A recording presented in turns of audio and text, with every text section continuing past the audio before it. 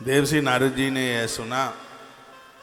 नारद जी पहले तो अचंभित होने लगे। यमराज बोले, हे देवर्षि जी, इस समय पृथ्वी पर जो राजा राज्य कर रहा है वह पुराण पुरुषोत्तम भगवान ऋषिकेश का, भगवान नारायण का परम भक्त है रुक्मांगद। राजेश्वर रुक्मांगद अपने राज्य के लोगों को नगाड़ा पीट पीट करके सावधान करता है कि सबको एकादशी का व्रत करना होगा। राजा पूरी प्रजा से करा लेता है व्रत और आपसे, अपने घर के लोगों से भी नहीं कुछ हो पाता। आप आरती में खड़े रहते हैं, चिल्ला चिल्ला के हार जाते हैं, लेकिन आपका बेटा नहीं आता आरती में खड़ा होने के लिए। आप कहें कि बेटा आजा, थोड़ा घंटी बजा दे, नहीं आता। आप घर में किसी को भी बुलाते हैं, आपकी कोई सुनता ही नहीं है। घर के माहौल को इतना बढ़िया कीजिए कि सब एक सुई की नोक में सब पार हो जाए। ऐसे घरों में बड़ी बरकत होती है। सुबह शाम आरती हो रही है, उस समय सब आप एक जगह पर आके खड़े हो जाएं तो आपका घर ही तीर्थ बन जाता है। ईश्वर ने बड़ी कृपा की है, मनुष्य जीवन मिल गया है। 1 करोड़ साल तक नहीं मिलेगा यदि धोखा खा गए तो। ये 10-20 वर्ष की जो गर्मी रहती है, जिसमें लोग धरती से धरता कहते हैं, वासना के गुलाम बन के जीते हैं, बुढ़ापे में बड़ी हड्डियां टूटती हैं इनकी, तो बड़ी दुर्गति होती है। यमराज के दूतों के ऐसे कौड़े पड़ते हैं, रोता है जीव, चीखता है, कहता है भगवान अब के बार क्षमा कर दो, गलती नहीं करेंगे। लेकिन फिर पछताए क्या होता है जब चिड़िया चुंग गई खेत, फिर बाद में रोने से क्या होगा। भोगी मत बनिए, योगी बनिए। संसार में आप आए हैं, योगियों की तरह जीवन जीने की कोशिश कीजिए। बच्चों के भी बच्चे हो गए, बच्चे बड़े हो गए हैं, नातियों के, नाती पोतों की भी शादियां हो गई हैं। अब आप थोड़ा इससे बाहर निकल करके आइए और भगवत आराधना, भगवत भजन में लगिए। दुनियादारी का बहुत हो गया है। हमारी बूढ़ी माताएं तो 75-80 वर्ष में भी उन्हें यह लगता है कि अभी यह भी हो जाए, यह भी हो जाए, यह भी हो जाए। अभी तो संती का मुंह और देख लो। हाँ, बेटे का बेटा कौन होता है? पोता। उसका बेटा होता है पंथी, पंथी का बेटा होता है संती, संती का कौन होता है? ठंती। और फिर ये और कहती हैं कि ये इतना हो जाएगा तो सोने की सीढ़ी मिलेगी ऊपर जाने के लिए। कुछ नहीं मिलने वाला है। पितामह भीष्म ने कहा था, अपने भाग्य के किवाड़ अपने आप खोलूंगा। शांतनु राजा ने कहा था, बेटा तुमने क्या किया? आजन्म ब्रह्मचारी बनने का तुमने जो संकल्प लिया, बेटे के बिना उद्धार कहाँ है? तर्पण करने के लिए, पिंडदान करने के लिए बेटा चाहिए, तब मुक्ति होगी। पितामह भीष्म ने कहा, पिताजी जो मुक्ति बेटों से मिलती है, ऐसी सस्ती मुक्ति मुझे नहीं चाहिए बिल्कुल भी।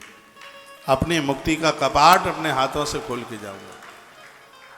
महाभारत में वर्णन है, पितामह भीष्म जिस समय अपना शरीर छोड़ रहे थे तो सगरे देवता आ गए थे धरती पर। मां गंगा ने स्वयं जल पिलाया था। द्वारका के श्री कृष्ण चरण पकड़े हुए बैठे थे चरणों में, पितामह भीष्म के चरणों में। ये वो लोग सुन लें जिनके दिमाग में ये दुविधा है, संतान नहीं है, बेटा नहीं है, कैसे उद्धार, कैसे मुक्ति होगी। तो ऐसी फ्री फंड की मुक्ति की कामना मत करो। जिनको 4-4 बच्चे हो गए, एक जुआरी है, शराबी है, कबाड़ी है, तो ये मुक्त कर देंगे आपको? मुझे नहीं लगता। अपने मुक्ति के कपाट अपने हाथों से खोलिए। मुक्ति के दाता आप खुद बनिए। बड़ी सुंदर सुंदर बातें वर्णित की गई है। विधाता ब्रह्मा के सन्मुख यमराज खड़े खड़े आंख में आंसू बहाते हैं। यमराज बोले, पितामह पितामह नाथ, मेरी बात सुनिए।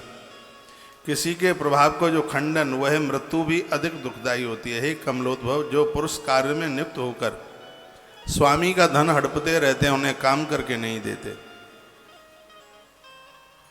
ऐसे लोगों की दुर्गति होती है। जो स्वामी को लूटता है और होशियार बनता है कि हमने बुद्धू सेठ को बना दिया, यमराज कहता है किसी को बुद्धू नहीं बना दिया, खुद बुद्धू बनाए। वर्णन है कि मानव 300 कल्पों तक चूहा बन करके जीता है, जो मालिक से पैसा लेता है, ठगियाई कर लेता है, काम करके नहीं देता।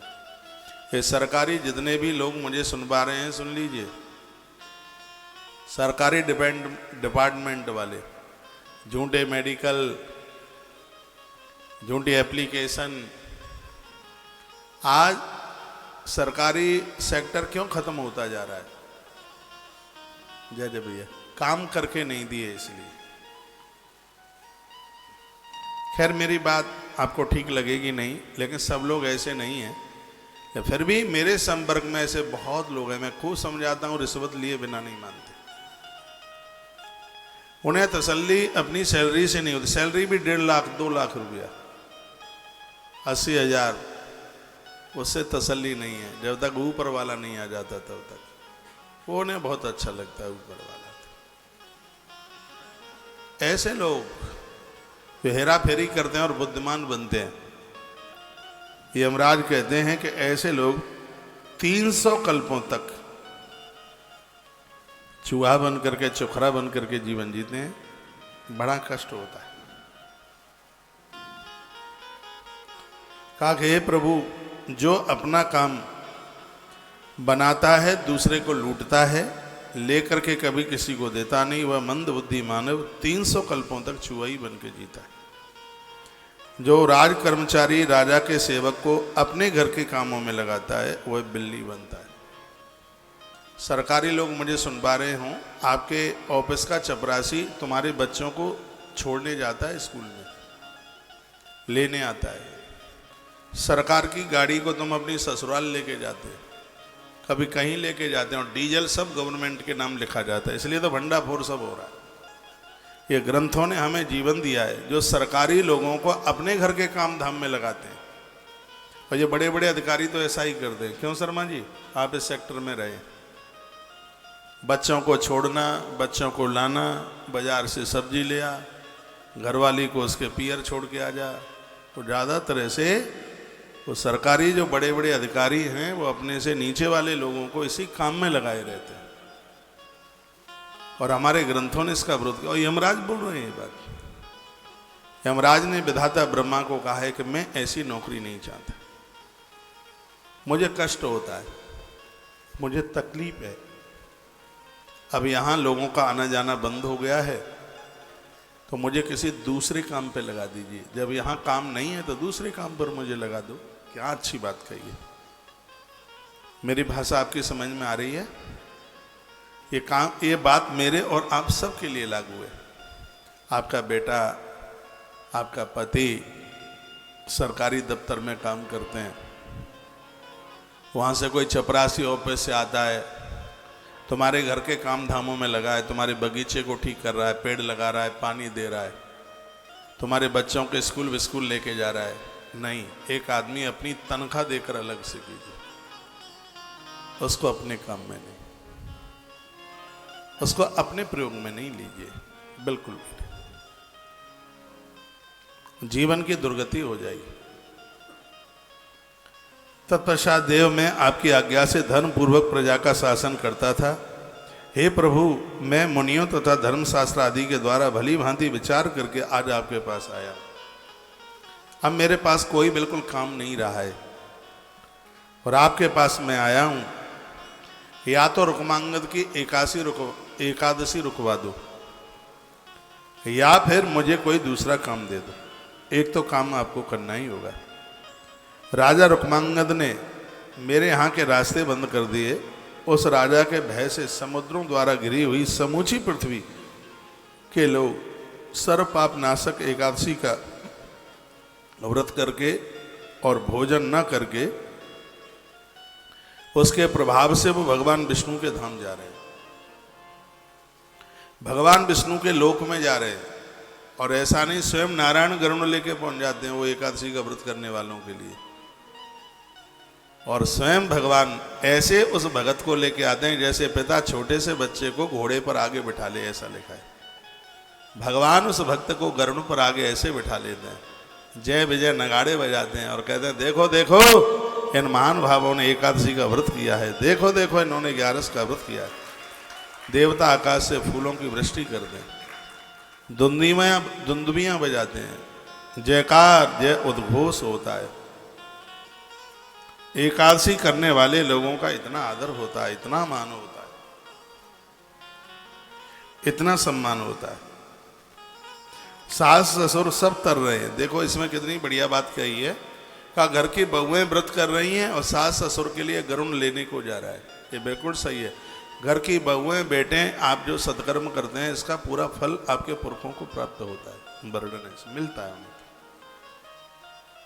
इसमें यही लिखा है, यमराज कहते हैं कि बहू और बेटे व्रत कर रहे हैं और उसका फल पहले से मेरे यहाँ नरक में कुछ लोग पड़े। यमराज कहता है, यमराज कहता है कि पहले से मेरे यहाँ कुछ लोग नरक में पड़े हुए थे और अचानक देखा तो भगवान नारायण वहाँ आकर के प्रकट हो गए। मैंने कहा प्रभु आप क्यों आए हैं? कहा ये जितने भी नरक में पड़े हुए हैं अब ये तुम्हारे यहाँ नहीं रहेंगे, ये सीधे मेरे बैकुंठ जाएंगे। मैंने नारायण को पूछा ऐसे कैसे हो गया? कहा धरती पर इनके बेटा और बहू ने एकादशी का व्रत करके इनको समर्पित कर दिया, इसलिए मुक्त हो गए हैं। 11 का व्रत इनके लिए समर्पित कर दिया है। अब ये नरक के लायक नहीं रहे, अब ये है सीधे मेरे बैकुंठ जाएंगे, मेरे धाम जाएंगे। तो यहां तो सब दंड नीति ही बदल गई है।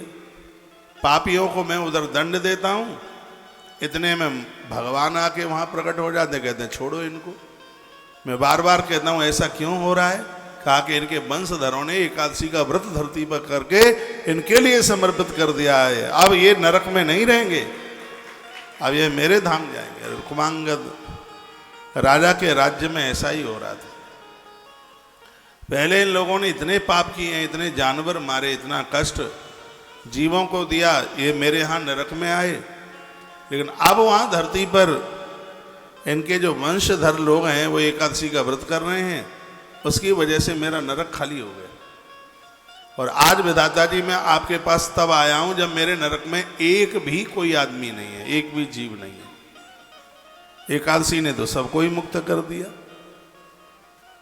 किसी की पत्नी व्यभिचारिणी थी, गलत काम करके यहां आई, हमने उसके शरीर में कीले ठोक दिए, तेल कढ़ावे में उसको डाला, कुंभी पाक नरक में उसको फेंका और मेरे दूत उसको कुंभी पाक नरक में तेल के कड़ावे में घुमा ही रहे थे।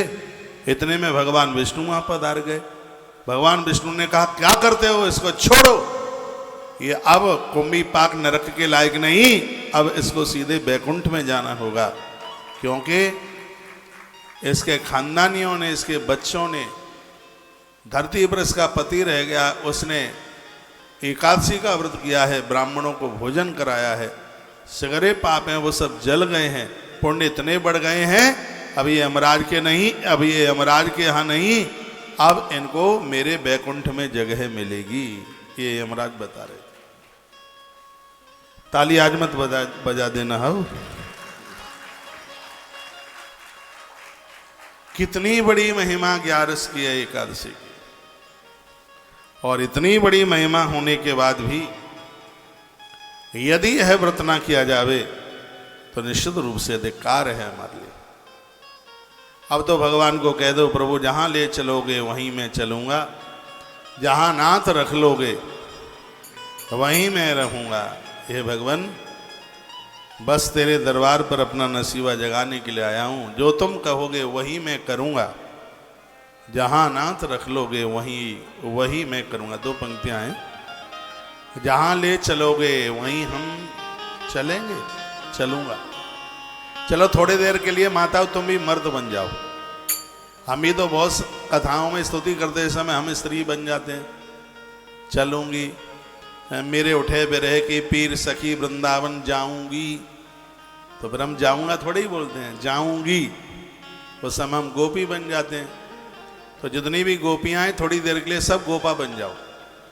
हाँ, जहां ले चलोगे वहीं मैं चलूंगा, जहां नाथ रख लोगे वहीं मैं रहूंगा। कहीं जाइएगा नहीं। सुनिए, एक मिनट।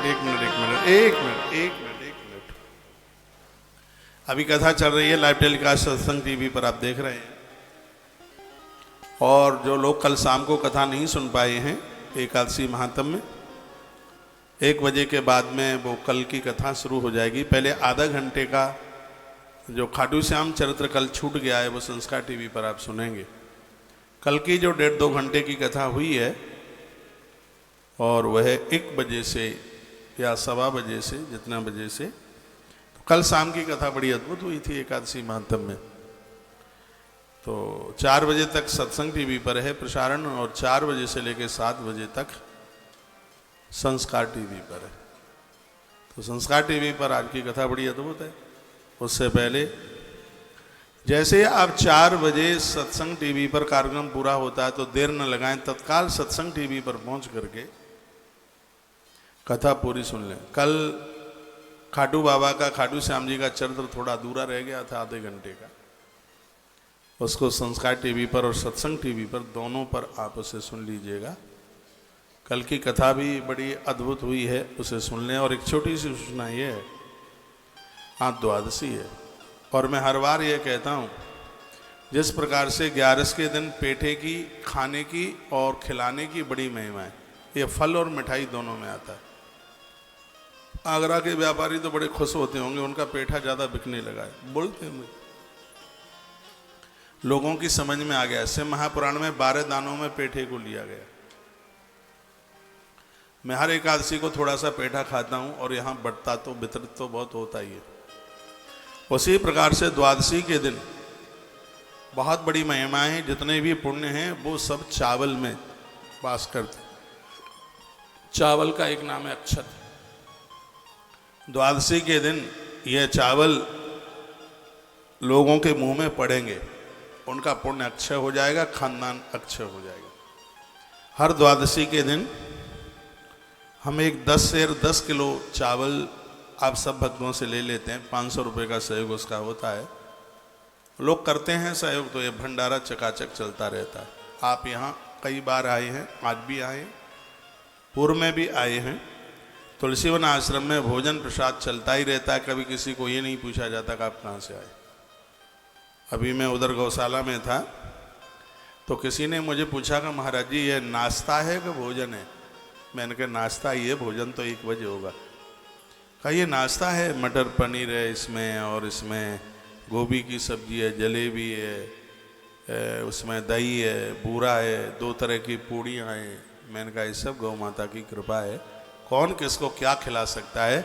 इसको आप गौ माता का प्रसाद समझ करके ही इसको आप स्वीकार करें। गौ माता सिद्ध होकर के बैठी है यहाँ, आशीर्वाद देके जाइए कि भंडारे ऐसे ही चलते रहे। बैसाख मास की आज की सेवा में छत्रदान है, छाता, बढ़िया वाला छाता है। और दादाजी आप कहाँ चल पड़े हैं? गेट में। कहाँ जा रहे हैं आप? हाँ, कहाँ जा रहे हैं? हाँ? अच्छा, ठीक है। प्रसाद लेके चले जाते भोजन, ठीक है। आज छाते का दान है।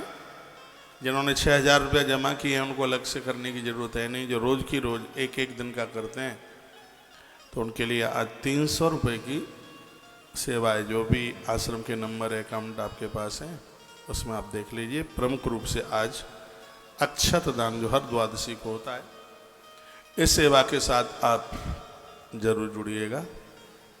अब विशेष रूप से गोदान की व्यवस्था, बहुत बड़ी व्यवस्था की जा रही है। 5 तारीख को बैसाखी पूर्णिमा है।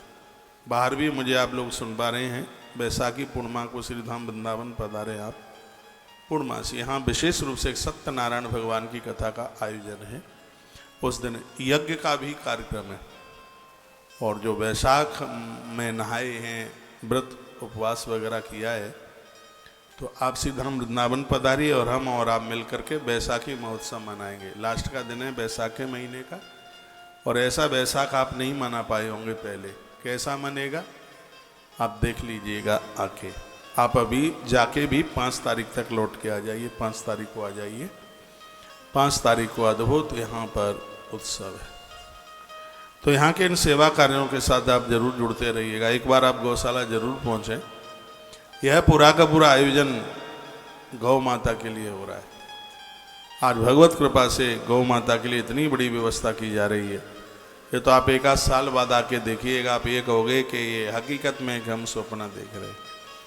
पूरे आरसीसी के लेंटर के साथ 1000 गौसदन का काम इतनी जोर से चालू हुआ है। यहाँ गैया मैया की ऐसी व्यवस्था है, गद्दा पर गैया सोती है, सुबह 4 बजे भोजन, दोपहर को 11 बजे, फिर शाम को 5 बजे। यहाँ आपकी गैया का गोदान साक्षात गौलोक में गैया मैया रह रही है, समझ लो। 5 तारीख को, वैसे तो वैसाख का महीना है, हर दिन गोदान हो सकता है, लेकिन एक विशेष रूप से फिर 5 तारीख को व्यवस्था की गई है। कल प्रदोष का दिन है। कल आप नंदी दान में भी अपने आप को जोड़ें। एक नंदी दान का महात्म्य 10 गायों के गोदान के बराबर है। ये बात मैंने पूर्व में भी आपको बोली है। आपको टाइम हो, एक ही परिसर में आपको 5000 ब्राह्मण संतों का दर्शन होगा। जैसे यहाँ 1 बजे आरती हो, मैं भी सीधे गौशाला की तरफ जाऊंगा और आप भी उधर पधारिए। एक बार देखिए तो सही कि एकादशी का उद्यापन कैसे होता है। भगवान कृपा करे आपको भी अपने माता पिता के निमित्त यह सौभाग्य प्राप्त हो। यहाँ का नज़ारा देख लें आप एक बार। वहाँ बड़ा आनंद हो रहा है, भारी भीड़ है वहाँ। जो मैं बोल रहा हूँ वो टीवी पे आ नहीं रहा है। भंडारा तो सुबह से ही चालू हो ही जाता है। सबको मैं जमा करके परोस करके और उसके बाद में ही मेरा वहाँ से आना हुआ है। एक एक ब्राह्मण दुनिया भर का सामान लेकर के, वो टम्पू लेकर के करके आते हैं। एक बार वहाँ देखें आप कि एकादशी उद्यापन होता कैसे है। और हमें विश्वास है एक बार आप जब यहाँ का देख लेंगे तो आपका मन नहीं मानेगा। आप कहेंगे कि हमारा एकादशी उद्यापन तुलसी वन आश्रम में ही होना चाहिए। ये तस्वीरें वहीं की आप देख रहे हैं। आइए, 2 पंक्तियाँ। आश्रम के सभी नंबर चालू है। कल हमारे पास जो भी नाम आए थे उनका अनाउंस शास्त्री जी ने कर दिया है। और जिनकी छोटी छोटी सहयोग राशियाँ हैं वो मैसेज लिख करके भेज दें, और बड़ी राशियाँ हैं वो फ़ोन करके अपना नाम लिखा। आइए, जहाँ ले चलोगे वहीं मैं चलूँगा। सब गाएंगे। जहाँ ले चलोगे वही मैं चलूँगा। जहाँ ले चलोगे वही मैं चलूँगा। जहाँ ले चलोगे वही मैं चलूँगा। जहाँ हाथ रख लोगे, जहाँ हाथ रख लोगे वही मैं रहूँगा। जहाँ ले चलोगे वही मैं चलूँगा।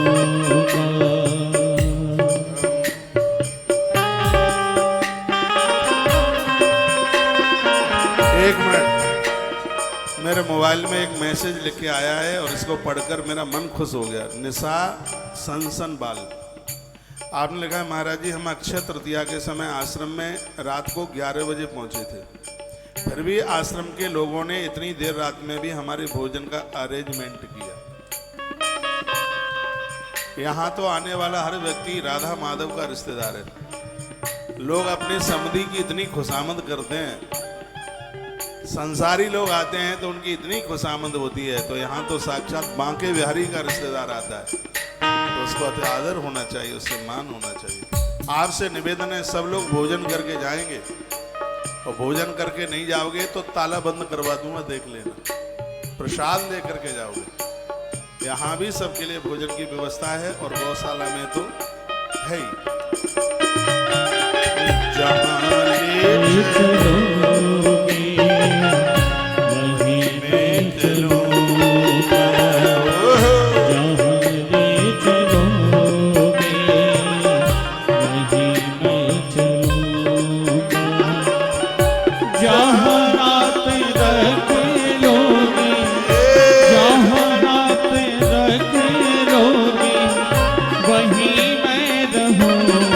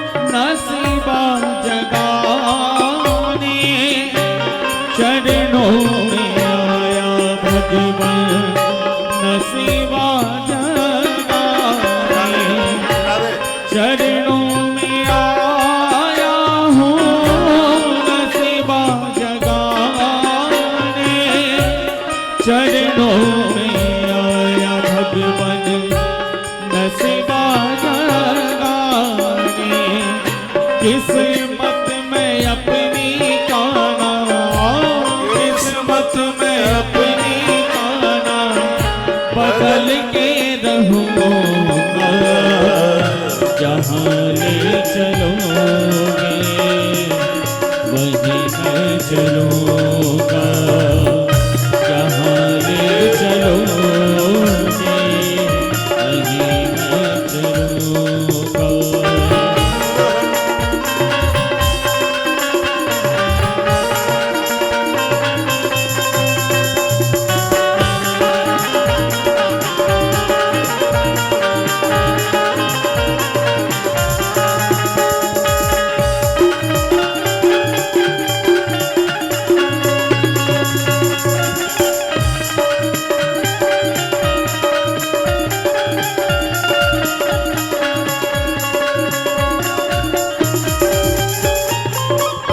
दुनिया का भटका तेरे दर पे आया, दुनिया का भटका भगवन तेरे दर पे आया, दुनिया का भटका तेरे दर पे आया,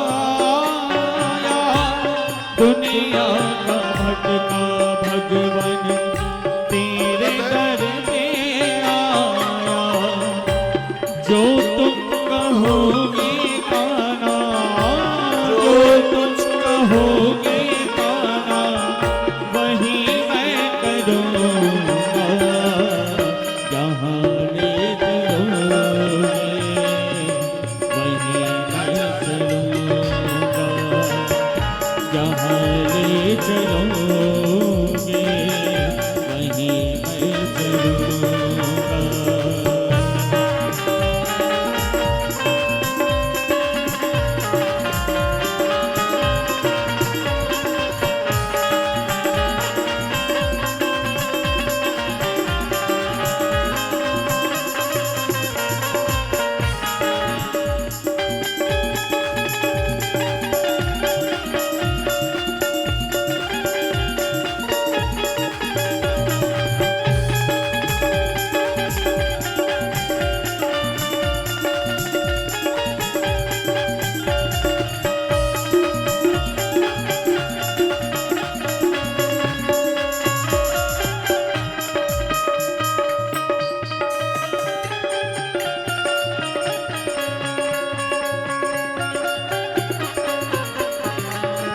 तुम्हारे सिवाय मेरा कोई भी नहीं है, तुम्हारे सिवाय भगवन कोई भी नहीं है, तुम्हारे सिवाय मेरा कोई भी नहीं है, तुम्हारे सिवाय भगवन कोई भी नहीं है, चरणों का तेरे का नाम, चरणों का तेरे का नाम पुजारी बनूंगा, जहाँ ले चलोगे वहीं मैं चलूँगा, जहाँ ले चलोगे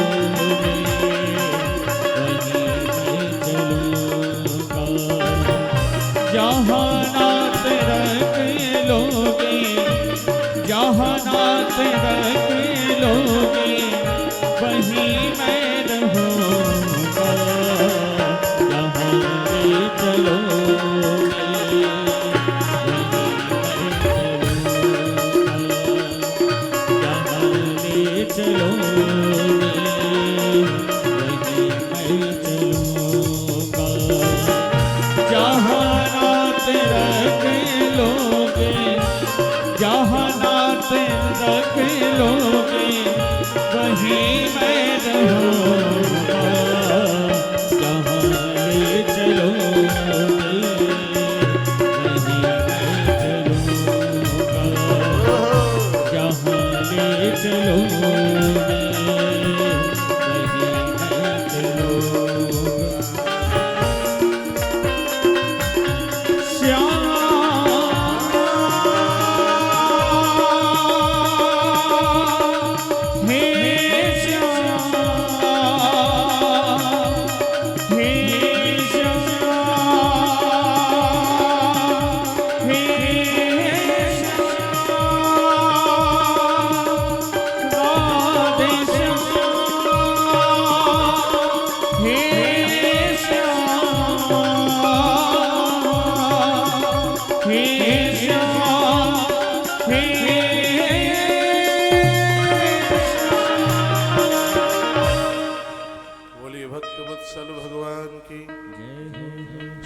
बलवंत महाराज की जय जय जय श्री राधा श्री राधा श्री राधा श्याम। तत्पश्चात यमराज ने विधाता ब्रह्मा जी को कहा, क्या बताऊं, एकादशी के दिन लोग अपनी देह पर आंवला पोत करके उसका लेपन करके स्नान करते हैं, तो जितने भी दुष्कर्म हैं वो सब उन्हें छोड़ के चले गए। स्वयं यमराज ये बात कह रहे हैं, एकादशी के दिन देह के ऊपर आंवला लगाकर, आंवले का रस या बाल्टी में डालकर उसे स्नान किया जाए, तो नारद पुराण के अंतर्गत एकादशी महात्म्य में लिखा हुआ है कि उन लोगों के संपूर्ण पाप क्षीण हो जाते हैं, जल करके राख हो जाते हैं। यमराज कहते हैं कि लोगों ने इतनी होशियारी दिखाई है और अपने पाप समाप्त कर लिए। 1000 वर्ष हो गए हैं राजा को व्रत करते करते, राजा रुक्मांगद को व्रत करते हुए 1000 वर्ष पूरे हो गए हैं, और उसका यह परिणाम यह निकला है कि धरती पर कोई अपराधी नहीं रहा है, धरती पर कोई पापी नहीं रहा है। 1000 वर्ष तक जिन्होंने अपने अन्न को जीत लिया। हे विधाता, मैं आपके पास चल करके आया हूँ, कैसे भी आप मेरी तरफ विचार करें, मेरी तरफ आप सोचें। लक्ष्मीपति का प्रिय भक्त रुक्मांगद यदि पृथ्वी पर रह जाएगा तो वह संपूर्ण लोक को भगवान विष्णु के अनामय धाम वैकुंठ में ही पहुंचा देगा। इसलिए आपसे हमारी यह प्रार्थना है कि आप या तो उसका एकादशी का व्रत उसका बंद करवा दें, या फिर मुझे इस स्थान से, इस पद से हमें अलग कर दे। ये बात कही गई। तो विधाता ब्रह्मा क्या बोले? विधाता ब्रह्मा ने कहा कि दूसरों की साधना आराधना को, तपस्या को देख करके जो जलते हैं उनके पुण्य क्षीण हो जाते। तुम्हें जलन क्यों हो रही है? यमराज ने कहा, मुझे जलन नहीं हो रही है, मेरे पास कोई कार्य नहीं रहा है, इसलिए मैं आपके पास चल करके मैं आया हूं। वर्णन किया गया है कि कहा गया है, दाता ब्रह्मा कहते हैं कि तुम्हें पता है जो एकादशी का व्रत नहीं करता वो जिंदा होने पर भी मृत तुल्य है। ब्रह्मा जी अब अपना प्रवचन शुरू कर दिए। राजा ने 11 का व्रत करा करके कितनों का उद्धार कराया। इसमें कहा गया जो 11 का व्रत नहीं किए, करते नहीं है, वो जिंदे जी होने पर भी वो मृत तुल्य है। हे सूर्यनंदन, जिनके नाम का उच्चारण करने मात्र से परम पद की प्राप्ति हो जाती है, उन्हीं की प्रीति के लिए इस राजा ने एकादशी का उपवास किया। वैकुंठ धाम को वो क्यों नहीं जाएगा? भगवान श्री कृष्ण के लिए किया हुआ एक बार का प्रणाम 10 अश्वमेध यज्ञ के बराबर है। यह विधाता ब्रह्मा कहते हैं। भगवान श्री कृष्ण को यहाँ कथा एकादशी महात्म्य से जुड़ी हुई है, वैसे वो हर देवता के लिए कहा गया है। आप किसी मंदिर के आगे से आप निकलते हैं, मंदिर में जाने को समय नहीं है तो गर्दन नीचे एक बार झुका के प्रणाम कर लो, गाड़ी का हॉर्न बजा दो, गुम्मट के ऊपर जो ध्वजा लगी हुई है उसका दर्शन कर लो। इसमें वर्णन है कि हम देवताओं को एक बार प्रणाम कर लेते हैं, 10,000 को 10 अश्वमेध यज्ञ के बराबर उसका फल हो जाता है। आपके घर में जो भी मंदिर है, नित्य आप घर से बाहर जा रहे हैं तो मंदिर में धोख लगा के प्रणाम करके ही आप निकले। स्वयं विधाता ब्रह्मा कह रहे हैं कि ईश्वर को एक बार के प्रणाम करने से 10 अश्वमेध यज्ञ करने का फल तत्काल प्राप्त हो जाता है। फिर उस कृष्ण की एकादशी, और जो इसको कर लेते हैं तो उन्हें तो कुरुक्षेत्र में जिंदगी भर रहने पर जितना फल प्राप्त होता है, पुष्कर में जिंदगी भर रहने पर जितना फल प्राप्त होता है, उनको सिर्फ इस 11 का व्रत करने मात्र से उन्हें उस फल की प्राप्ति हो जाती है। यह विधाता ब्रह्मा कहने लगे त्रिभुवननाथ पुरुषोत्तम ने धरती पर जिनको जन्म दिया है उनके लिए एकादशी का सेवन अवश्य में करना चाहिए।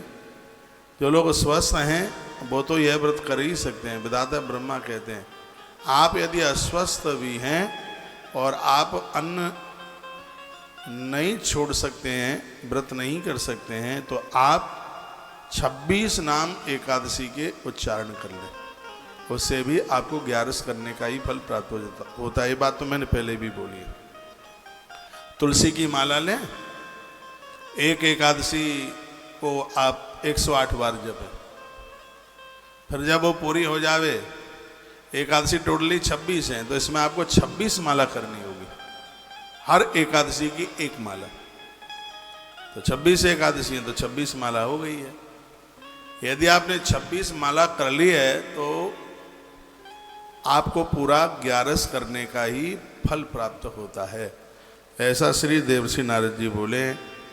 नारद जी कहते हैं कि भगवान को प्रसन्न करने के लिए 11 के व्रत से बड़ा और कोई दूसरा व्रत भी नहीं है, ऐसा कहा गया। एक बार जयकारा लगाइए, बोलो भक्त वत्सल भगवान की, श्री हनुमान जी महाराज की जय जय। क्या सुंदर श्लोक लिखा है। एको ही कृष्णस्य कृत प्रणामो दशाश्वमेधा व्रतेन तुल्यं दशाश्वमेधि पुनरेत जन्म कृष्ण प्रमाणो न पुनर्भवाय। इस श्लोक का अर्थ है, विधाता ब्रह्मा कहते हैं कि एक बार कृष्ण को प्रणाम करने से 10 अश्वमेध यज्ञ करने का फल है। तो वो कहते हैं कि किसी ने 10 बार अश्वमेध यज्ञ कर लिया, उसका तो धरती पर जन्म भी होता है, जन्म हो सकता है, लेकिन जिसने कृष्ण को प्रणाम किया है उसका धरती पर जन्म नहीं, वो भगवान का पार्षद बन के ही रहता है ऊपर। तो इसकी तो महिमा उस यज्ञ से भी बढ़ करके। तो मैं आप सबको कहूँगा, प्रातः आप जागते हैं तो अपने घरों में जय श्री कृष्णा ऐसा कह के, चाची राम राम जी, माँ राम राम।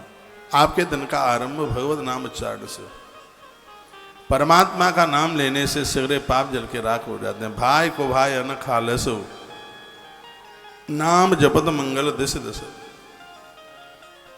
दसों दिशाओं में भगवान के नाम का जप करने से सगरे पाप समाप्त हो जाते हैं। आप जीवन में जितनी भी आराधना पूजा पाठ जो भी कुछ करते हैं करते रहिए, लेकिन भगवान के नाम महात्म्य से जरूर जुड़िए। भगवान के नाम का उच्चारण रोज करें। तुलसी रुद्राक्ष की माला लीजिए, सुबह भोर में जल्दी अमृत काल में बैठिए, पूर्व दिशा की तरफ मुंह कीजिए, आसन लगा करके बैठिए और भगवान का नाम लेना शुरू कर दें। सामने पंचपात्र जरूर रखना, आचमन करना, माला के सुमेरु के ऊपर जल लगाना, आपको नींद नहीं आएगी जब करते करते। जप में अपने आप को जोड़ दीजिए, इसके बिना नहीं है कल्याण। यह हमने बहुत बारीकी से देख लिया है।